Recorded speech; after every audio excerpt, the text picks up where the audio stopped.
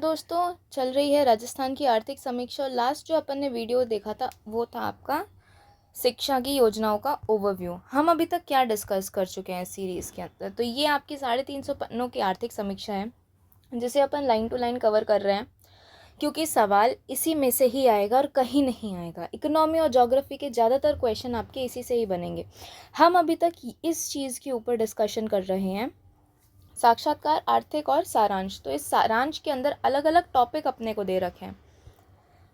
एक पहले वीडियो में अपन ने ये चार्ट डिस्कस किया था, फिर उसके बाद अलग अलग क्षेत्रों के अंदर विकसित राजस्थान, कृषि, स्वास्थ्य, शिक्षा, इस सब का एक सारांश अपने ने डिस्कस किया था। ये सारी चीज़ें हमने एक औद्योगिक खनन का एक चैप्टर बाकी रहता है अपने, औद्योगिक पर्यटन, इंफ्रास्ट्रक्चर, जल सुरक्षा, पर्यावरण, ग्रामीण और पंच गौरव कार्यक्रम, ये भी बहुत इंपॉर्टेंट टॉपिक है।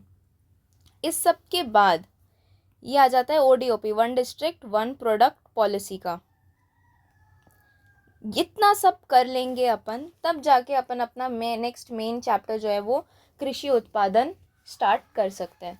तो अब क्या करना है कि एक ही लॉन्ग वीडियो में, अभी तक तो क्या सारे शॉर्ट वीडियोस अपलोड करी थी, अब इस एक लॉन्ग वीडियो के अंदर ये सारे टॉपिक का ओवरव्यू, सारांश जो है वो अपन कवर करने वाले हैं। ये क्यों इम्पोर्टेंट है? जब भी आपके आने वाले कॉम्पिटिटिव एग्जाम है, चाहे वो RS हो, चाहे वो लेक्चर ग्रेड हो, चाहे वो कोई भी एग्जाम हो, ये ओवरव्यू पढ़ना तो बहुत ज़रूरी है। आप एक बार डिटेल्ड के चैप्टर को स्किप कर भी सकते हैं, हालांकि मैं रेकमेंड नहीं करती, बट ये तो ज़रूरी है ही। आओ स्टार्ट करते हैं लाइन बाय लाइन। सामाजिक सशक्तिकरण एंड समावेश, इस अपन कहते हैं सोशल एम्पावरमेंट एंड इंक्लूसिविटी, कि सारे ही समाज के सारे वर्गों को एक साथ अपने अंदर एक लेकर आना।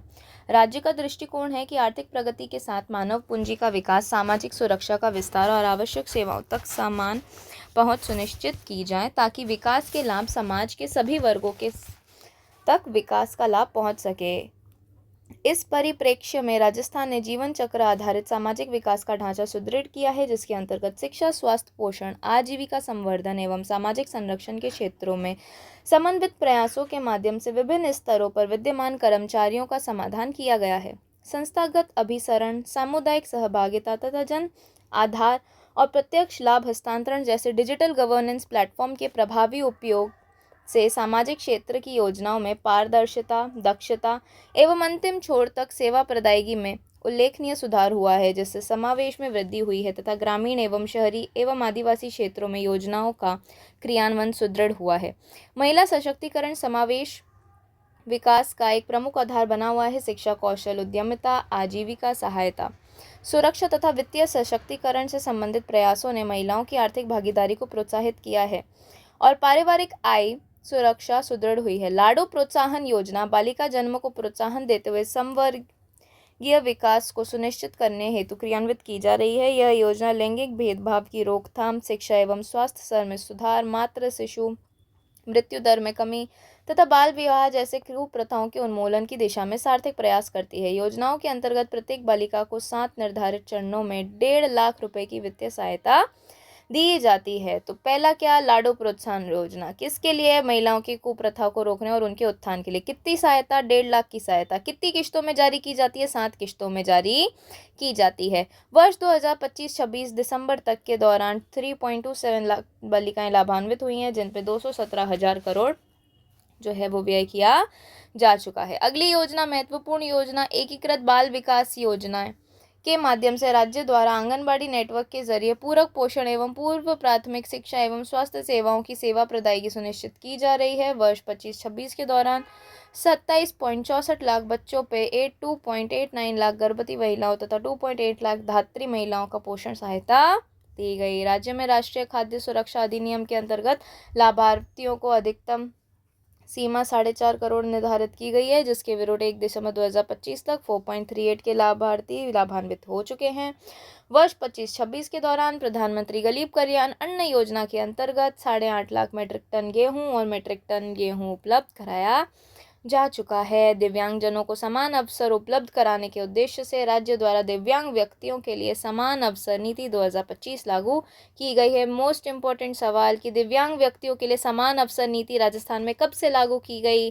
2025 से लागू की गई है, जिससे वे सरकारी कार्यालयों में अपने दायित्वों के प्रभावी रूप से निर्वहन कर सके। इसके साथ ही विधवाओं एवं एकल महिलाओं सहित समाज के कमजोर संवर्गों को पिछड़े वर्गों के लिए सामाजिक लाभों का विस्तार किया गया है। पेंशन योजनाओं एवं संरक्षण सेवाओं के माध्यम से आय सुरक्षा, गरिमा तथा सामाजिक समावेश को सुदृढ़ किया गया है। औद्योगिक खनन एवं आर्थिक विकास। तो देखो, सामाजिक इंक्लूसिविटी के अंदर अपने को कितनी योजनाएं पढ़नी है? लाडो योजना, एकीकृत बाल विकास योजना, प्रधानमंत्री गरीब कल्याण योजना और समान अवसर नीति 2025। देखो ये जो चीज़ें हैं ना, अपन को क्या है कि चैट जीपीटी, जेमिनाई का भी यूज़ करना है। ये योजनाएं आर्थिक समीक्षा में दे हुई हैं, वो भी बोल्ड में। तो आएगा सवाल तो इसी से आएगा, ज़रूरी नहीं जो अभी अपन ने लाइन पढ़ी उसी से आए। अपना एक एक्स्ट्रा एफर्ट क्या करना है, वीडियो देखने के बाद चैट जीपीटी पे जाना, जेमिनाई पे जाना, या जो भी एआई आप यूज़ कर रहे हो मेटा का, उस पे ये योजनाओं का नाम लिख देना। तो शॉर्ट में इनके बारे में ये समरी भी पढ़ लेना, तो आपका पूरा डन एंड डस्टेड वहीं पे कवर हो जाएगा। सवाल ऐसे ही आता है, लाडो कब चालू हुई, वो जीपीटी बता देगा। कितने 1.5 लाख की सहायता दी जाती है, 7 किश्तों में दी जाती है, और अभी तक कितने, लगभग 2,500 जो है वो करोड़ की लाभान्वित हो चुकी है। सीधा सवाल, एकदम निपटारा। इस तरीके से अपने को क्या करना है, 1 2 3 4 इनको गूगल पे ऑनलाइन सर्च करना है। तो सामाजिक वाले के लिए आज ये वाला वीडियो इतना ही। बहुत बहुत धन्यवाद।